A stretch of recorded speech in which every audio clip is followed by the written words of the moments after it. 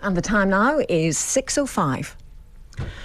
Well, good morning, everybody, and welcome to what we here at Studio 7/3BA brackets, temporary brackets, general usage believe is a bright new dawn in British broadcasting. This is BBC London. I'm speaking to you from the Cabinet Room at 35A Marylebone High Street. This morning, I handed the Capital Radio ambassador a note saying that unless his station agreed to withdraw its army of appalling DJs from the streets of London by 6 a.m, a state of war would exist between us. I have to tell you now that no such undertaking has been received, and that consequently this station is at war with Capital. Though let us not put the mule before the covered wagon here. Good morning, everybody. This station refuses to be downcast ever again. We begin now on a truly epoch-making venture.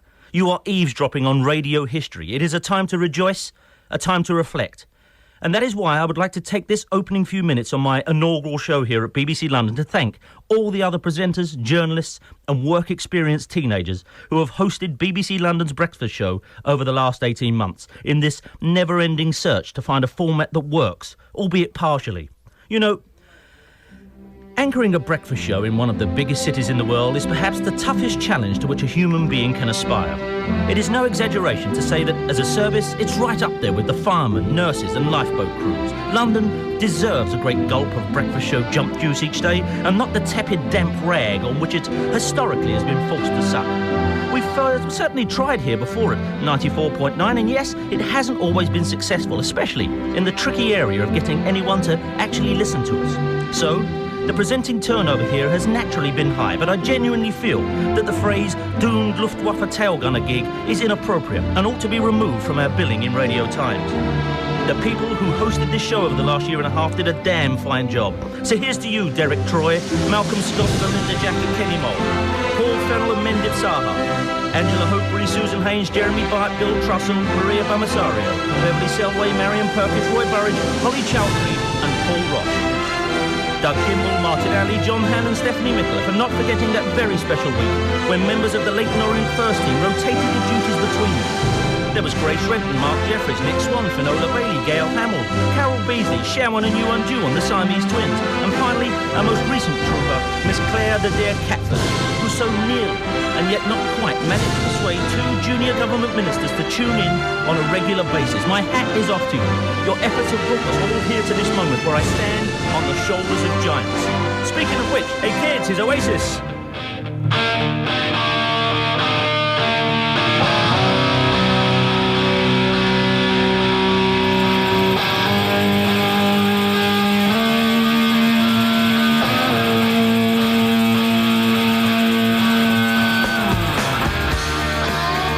That's how it would be, Alice. That's how it would be if we played records.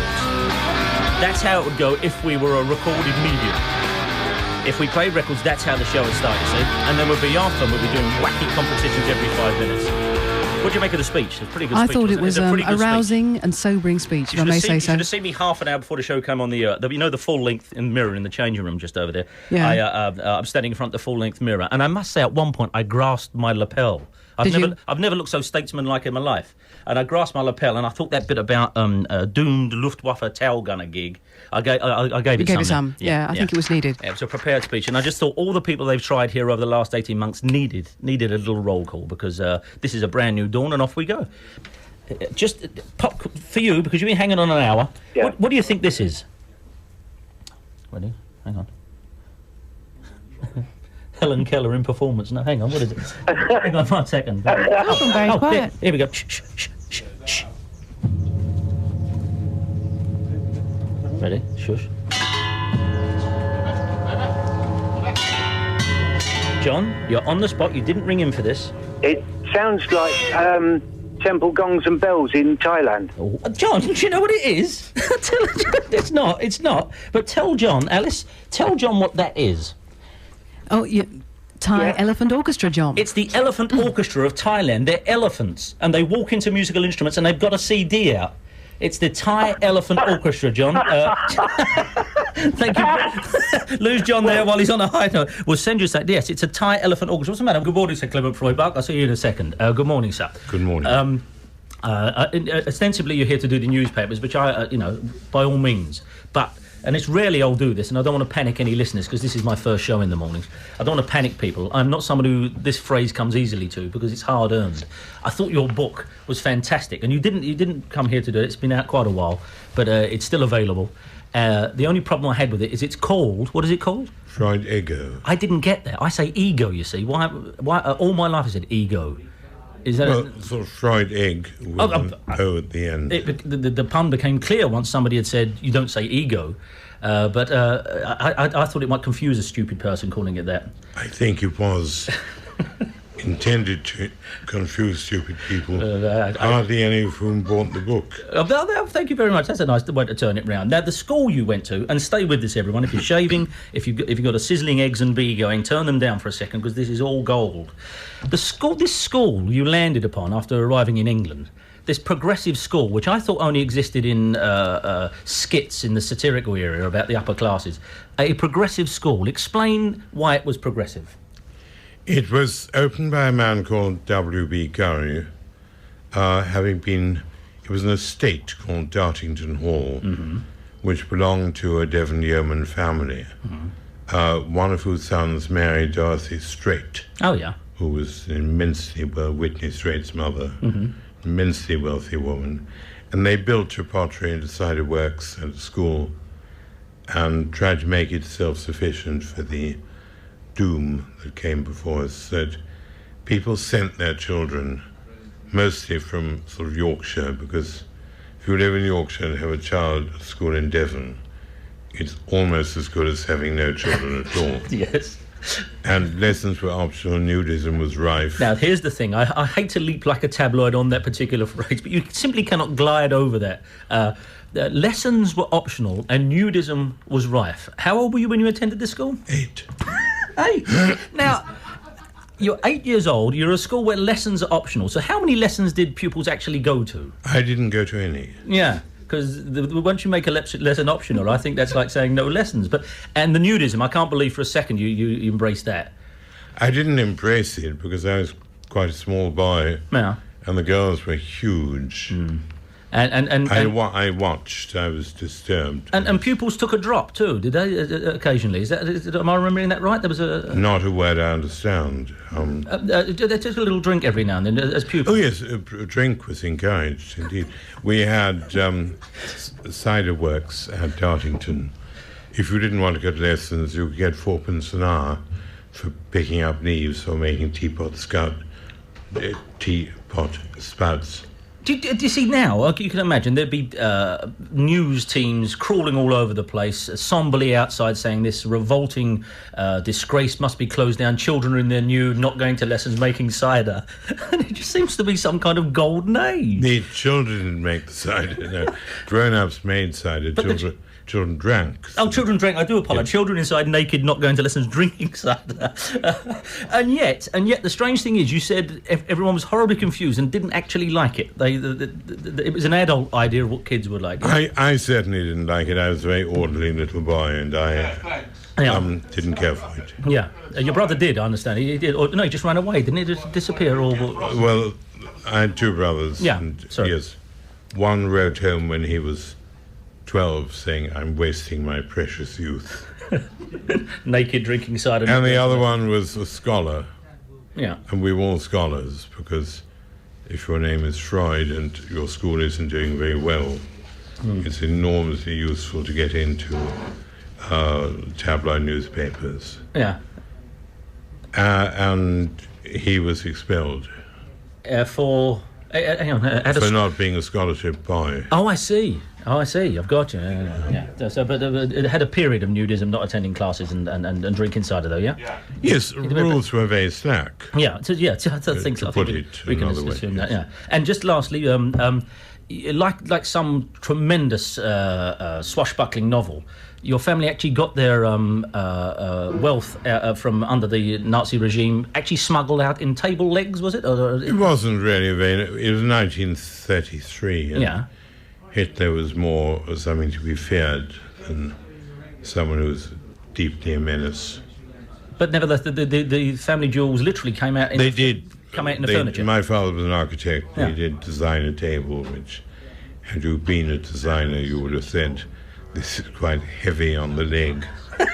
And there was a lot of Freud money in the leg. In the leg of yeah. Yes. Have you shook that leg many times to make sure there's not just a little more to cut much off? But I thought, well, let's do the newspapers if indeed you wanted to do newspapers. Is there something in there? Yes, always. I stand up. I'm sorry, I do stand up. Please don't be alarmed. I often stand up and walk around.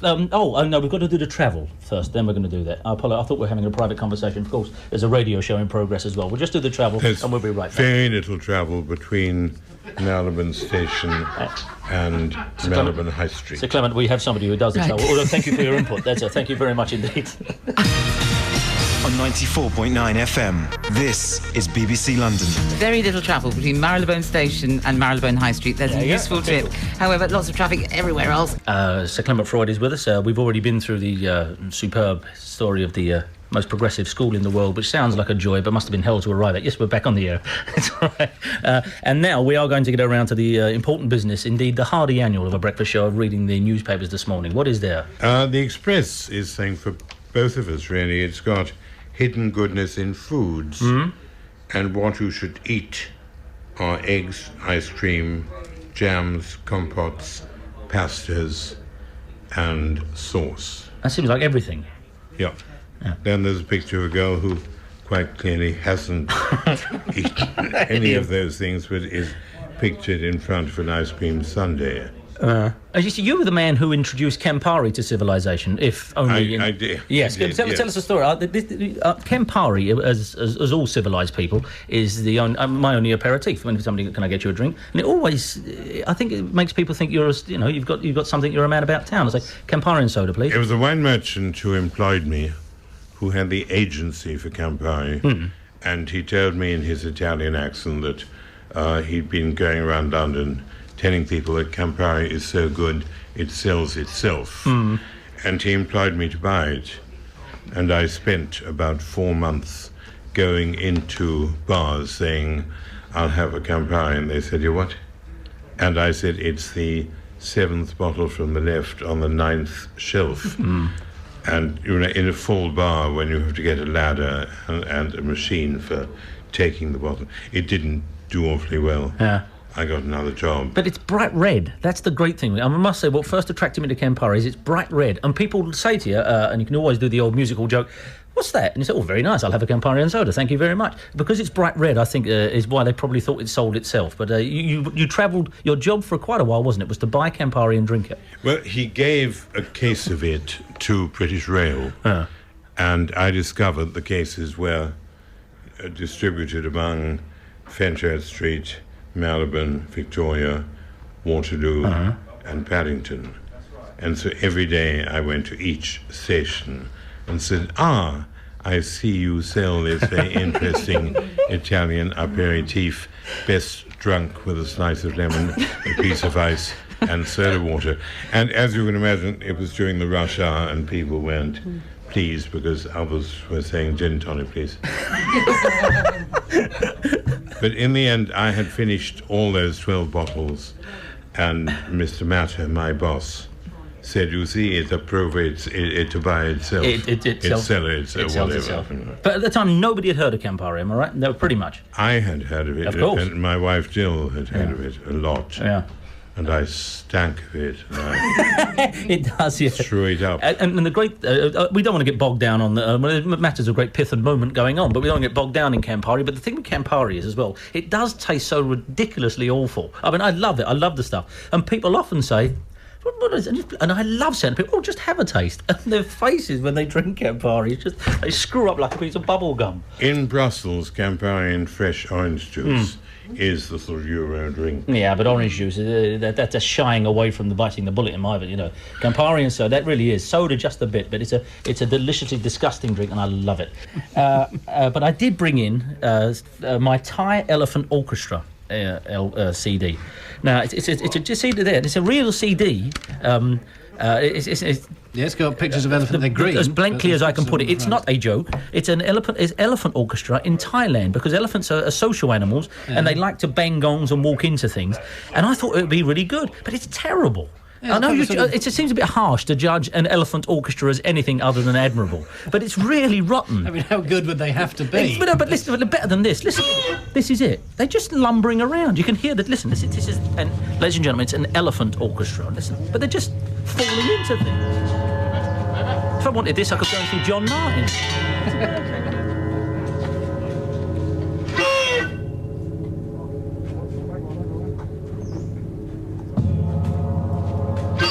It's no good. The sound of an elephant blundering into a metal object. That's not an orchestra.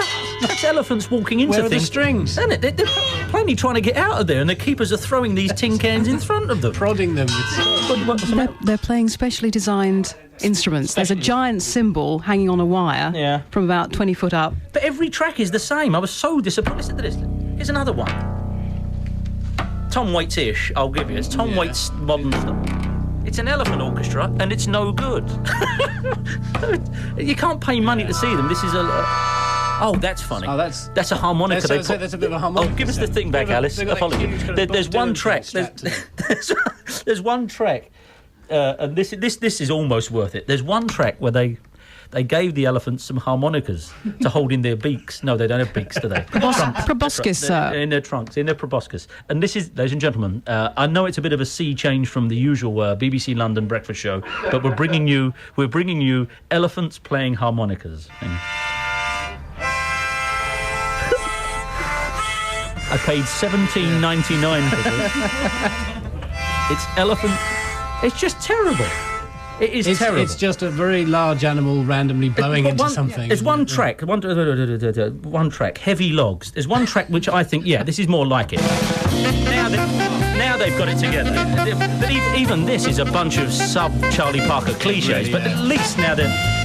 Now they're swinging. They're swinging with that. It's the preferred instrument of the elephant, isn't it? Everyone knows. Stick around all morning tomorrow morning. The preferred instrument of the elephant, indeed, is the tenor sax. At least we've established something this morning. Most of the elephants I've known. Blackie Hill shut. That's all people really care about. Here's something. Last conversation I had before I went to sleep was about on the buses. I don't spend all of my life doing this. Believe me, people think, oh, what a nuisance. But we've talked about on the buses, and of course, somebody on the television said, I hate you, Butler, about something. Oh, Butler. Because he rides around in an open-top bus canvassing for the Labour Party these days, Stephen Lewis. Yeah. And actually, he does talk like that. But he had two other catchphrases as well. It wasn't just I hate you, Butler. You're with me on this, Pip. You know what I'm talking about, don't you? Vaguely. Yeah. You're vaguely? Vaguely on the buses, yes. You're not going to try that 22 Reg. thing again? But I can't remember. No, he wasn't Reg. He wasn't called Reg, was he? His character name was, No, I know he's Blakey. I'm talking about Reg Varney's character. We know that. We know he's Blakey. Inspector Blakey. Yeah, but Butler said his first name was. Of course, it was Butler, but he was called. He was called. Was it not Reg Butler? No, look.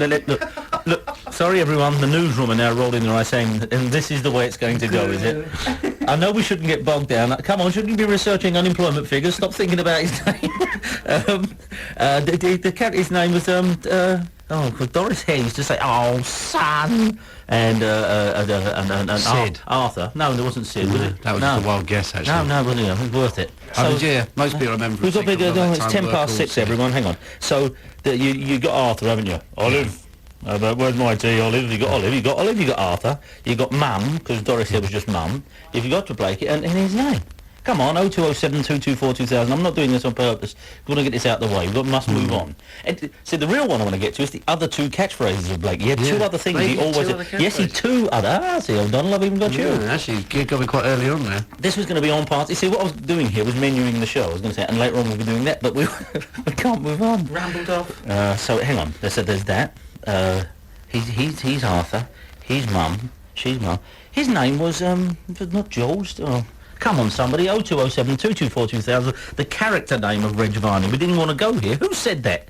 Who said that anyway? It was you, Pippa. It was you, Pippa. We started this whole thing. Oh, man. Thank God. Here's Ian. Ian on the A127. Ian. Hello, Danny. How are you? Ian, please make me take off these mental tight shoes. Hats on the side of my head. What do you want to tell us, Ian? Wasn't it Stan? Stan, of course it's Stan. Of course it's Stan. There we go. Stan, because his mum did something. Oh, Stan. Yes, of course it was Stan. But that brings us, of course, to what I'm really talking about. I'm giving him no credit here. It's just helping me along. What I really want to talk about, which is the other two catchphrases that Blakey had. Of course, he had "I hate you, Butler," but can you give us either of the others? I thought it was going to be I'm going to get that bus out, Butler. No, not to get that bus. He may have said that on several occasions. I don't believe it became a catch. Get that bus out. As an expert and as someone who has come to our aid here, Ian, and we will send you £1 because we do occasionally send pounds to people in little mounted cases. People think we actually don't, and when they see them, they think, "Oh, but you've got to earn them." And I think Ian did help me with that. Ian, what would you say is the greatest showbiz catchphrase of all time? Top of your head. We're not going to hold you to it. Top of your head. Top of my head. Yeah. Is it? Can you hear me? Mother's got to be right up there. It's not bad. There's one for the teenagers. Duncan Norvell's Chase Me was quite a good one. Yeah, Duncan Norvell's Chase Me was very good, actually. Unforgettable. Yes, thank you very... Ian, you're living hallowed memory with as long as this show's on the air. Yes, of course it was Stan. But I'll go...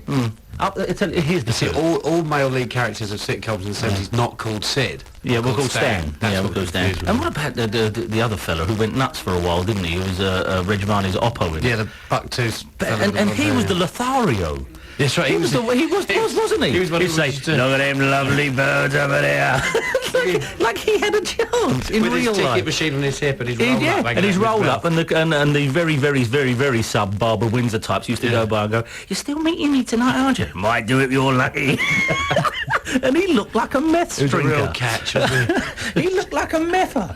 And he used to stand. And even in those days, people thought, well, look, they could have cast someone in there. Robert Redford may not have been available. They could have cast someone into that. By the way, I'm going to do this because we can't get bogged down in something as mundane as on the buses. The other two catchphrases, and you're going to hate this because you know both of them. Is it, I'm going to get you, Butler? No, I'm going to get you, Butler, my eye. This is what it was. This is what it was.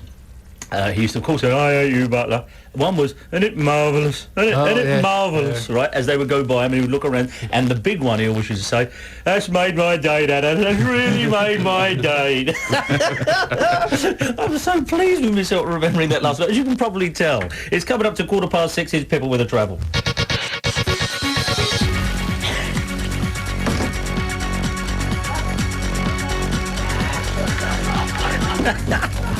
Well, there's long delays in the corridor of BBC London. We know that for a start. Yes, Pepper. I caught up my contraflow there. On the underground, this is why I'm late, because it's really important. Swiss Cottage is closed, so that's awful if you're trying to get to work there. And Leicester Square. And the Ramsgate and Dover service to Charing Cross is going via Victoria. Hopefully that's all going to reopen, however, by 10 o'clock. BBC London Travel and Weather, next update when I get there. Good for you. Terry in Harrow. Terry? Ahoy, Dan. Ahoy, Terry. Apologies for keep you hanging on. I'm trying to read the little pieces of paper I've got in my pocket. Absolutely no problem. What have you got for us, Terry? Years ago, there was two abandoned houses where I live in Harrow. Yeah. The big houses, sort of 6 or 7 floors. Very good. Yeah. All sort of Gothic type. When they knocked them down, excuse me, my brother and I had a wander over there, and it was sort of more or less been cleared away. But all that was left was two massive coal bunkers that were joined. I presume one for each house. Yeah.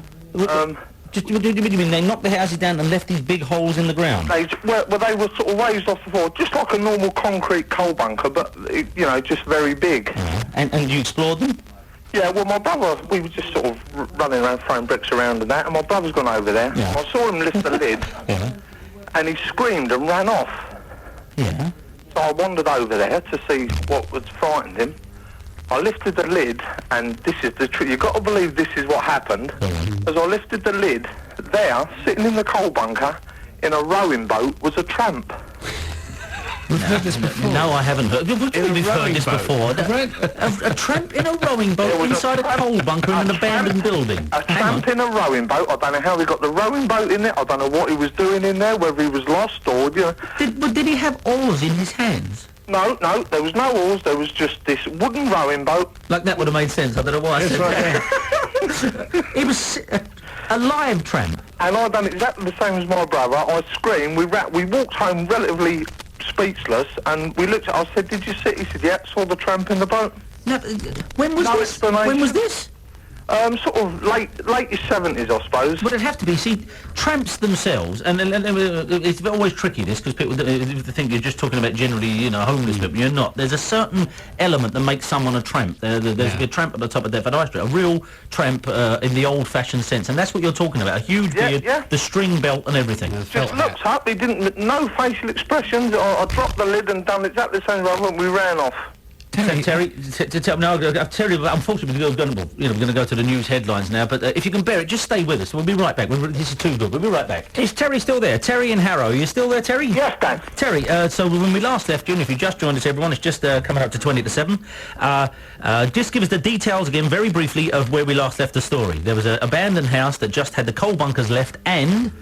Well, me and my brother went over there as young kids, messing around on the site. I watched my brother walk over at the coal bunker, lifted the lid. He let out a bit of an effeminate scream, ran off.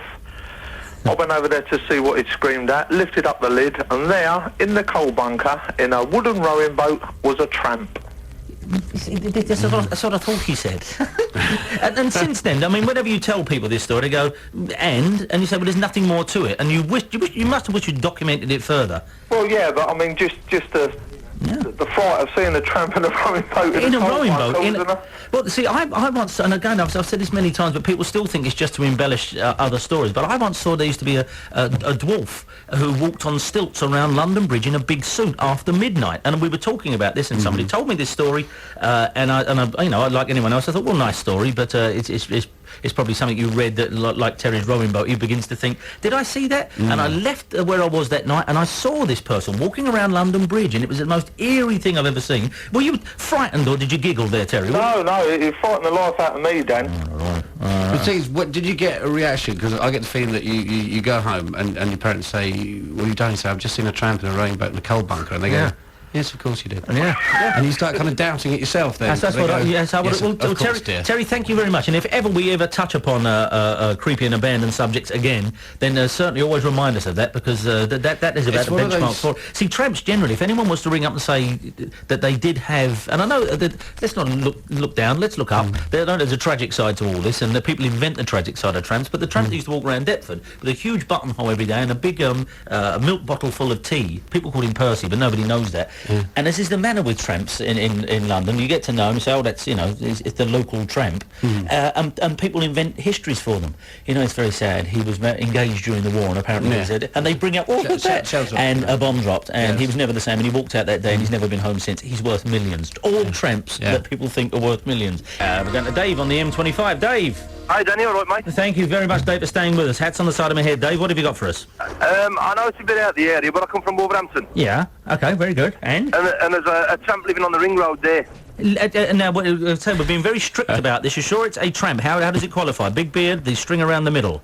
Yeah, Compo's dad. Exactly, there it is, perfect description, Compo's dad. And he lives on the ring road where? In Wolverhampton, in the dual carriageway, in the central reservation. Has he got a name? I don't know, but he's a Polish chap. How do you know he's Polish? Well, it's just rumours, you know what I mean? Exactly, that's what I like. Everyone said because Wolverhampton, a lot of people came over, didn't they, from Eastern Europe. You're trying to stand up this flimsy piece of information over there, Morse. No, yeah, he's Polish, but no name, but you know he's Polish, that's the thing, is it? Yeah, and he sweeps the grass every morning, and he lives in the bushes, and I've put him a satellite dish up. Well, there is, you see, it does sound... You put him a satellite dish? No, you didn't put him a satellite. The community look after him, they put a satellite dish up. No, they didn't put a satellite... Honest to God, honest. Where did they put a satellite dish up? They put a satellite dish up in the bushes for him, right? And, who put a satellite dish up for this Polish tramp in the bushes in Wolverhampton? Who did? Who? The community. The community on the ring road. Dave, I was with you for a while then, but there are many things the community we can thank for. Their schemes are always good, but I don't think there was ever a meeting taken where somebody was seconded and then passed on shall we give the tramp... I mean, there are many things he needs. A satellite dish in his bush? I don't know. Where did they plug it in? I don't know whether I was checking the Mickle, like, you know what I mean? I think they might have been, Dave. But Dave, I'm putting him on our... even though I've only got the map of London here, I'm putting a little satellite of London up here, and that'll be your tramp in Wolverhampton, the Polish one. Thank you very much. Cheers, mate. Thank you. If anyone knows of any other old-fashioned tramp, they may have long vanished, you see. Most of these have. We're looking just to round them up and take our battered old hat off to them this morning. The other morning... we played a recording I made at a nephew's school concert, and it was he's going to be up and about now. Oh no, he's on a school trip. So and it was a recording made at a school concert, and it rang a bell with lots of parents who sit there nodding, going, "Great, really good." And it's up to you to decide whether this is what we played. This is actually their William Tell Overture. There we go. And this was the opening number, and I thought, oh, what's the time now? What time's it supposed to end? 9? It's 7:30. Okay, here we go.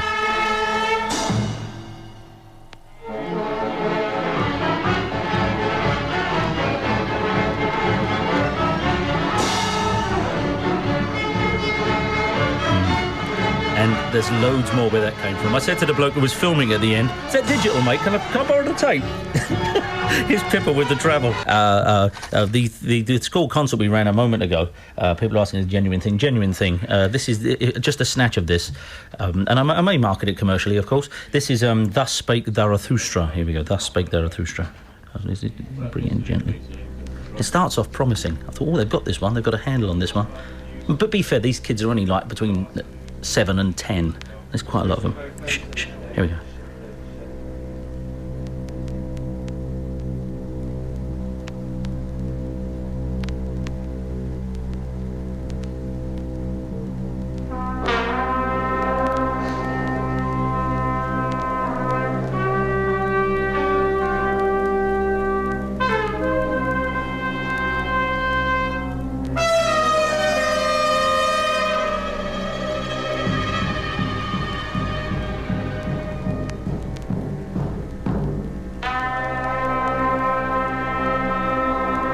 Parents all like Mount Rushmore watching this thing.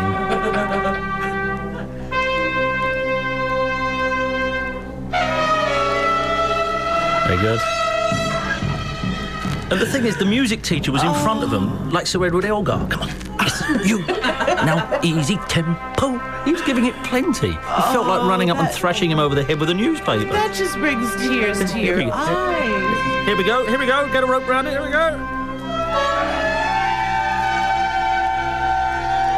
Ladies and gentlemen, all I can tell you, it's a primary school in Essex. And there's more. It goes on. I know. But we played it the other week, and never said any more of your nephew's concert out there. So yes, there is.